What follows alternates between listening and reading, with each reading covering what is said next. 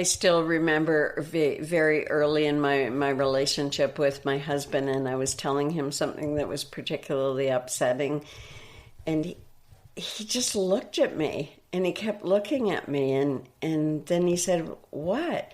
And I said, "Well, aren't you going to empathize with me?" And he said, "What does that mean?" And I said, "Oh, well, it would sound something like, 'Oh, honey, it sounds like you're very upset,' or 'that was a really difficult situation for you.' That's what it would sound like." And every time after that, he would repeat those words.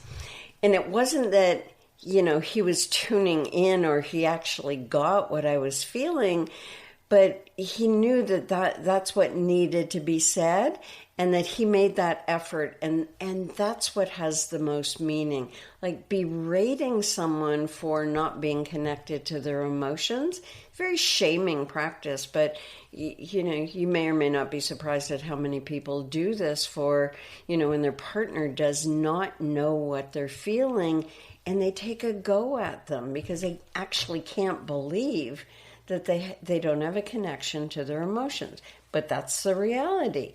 And with this style in particular, like with my example earlier of, the client who it would take her a couple of days to even, for her emotions to catch up to her, or that she gave herself enough space to actually acknowledge that she had a feeling.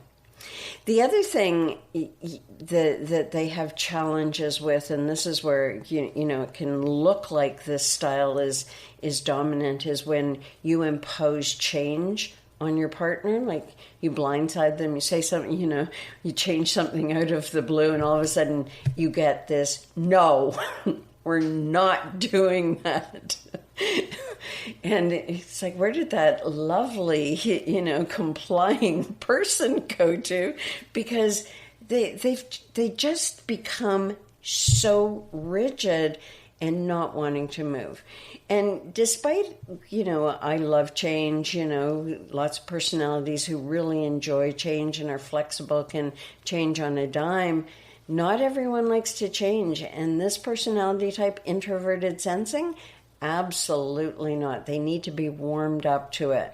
So to be most effective in introducing new ideas or change, you have to do it slowly, small increments, so that they warm up to your ideas, and understand and accept that change destabilizes them and thwarts their need for security.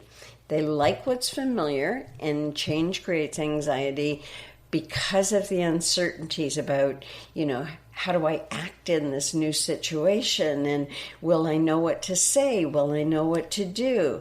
And when they begin to catastrophize, which they always do, let them know that you're only talking about an idea